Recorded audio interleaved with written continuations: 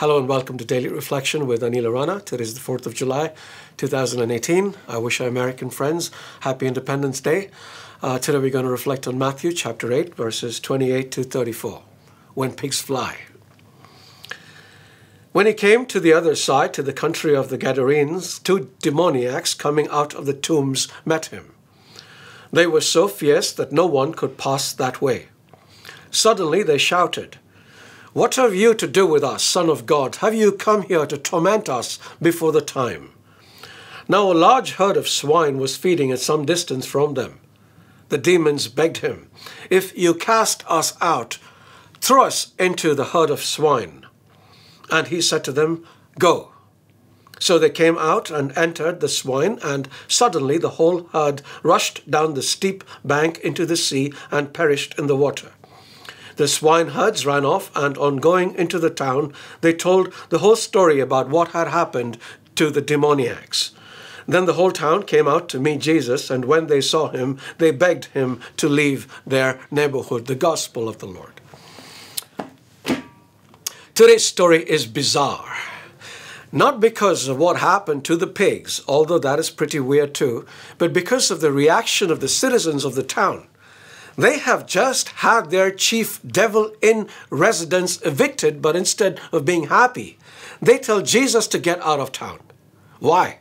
Did they want the devil around? Did they get used to the two demoniacs? Did they get upset because their pigs went flying? The more I thought about this, the more I realized that it actually might be true. They didn't want Jesus hanging around because evil doesn't like good in the neighborhood. And the truth of this can be seen right around us. Why do people hate Christians? And I'm talking about real Christians here, those who obey the Lord, not just declare his lordship.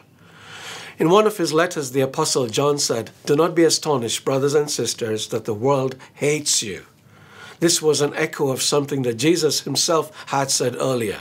He said, "If you belonged to the world would love you as its own. Because you do not belong to the world, but I've chosen you out of the world. Therefore, the world hates you."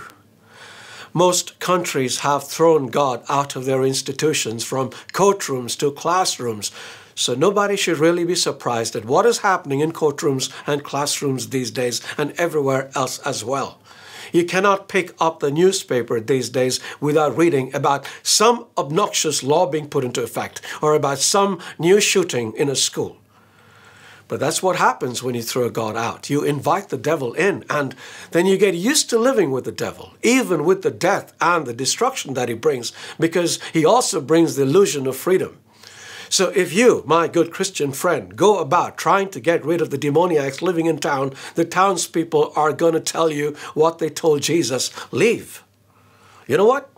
We will, as Jesus did, but not before we first send pigs flying. And that's about to start happening now. God bless you.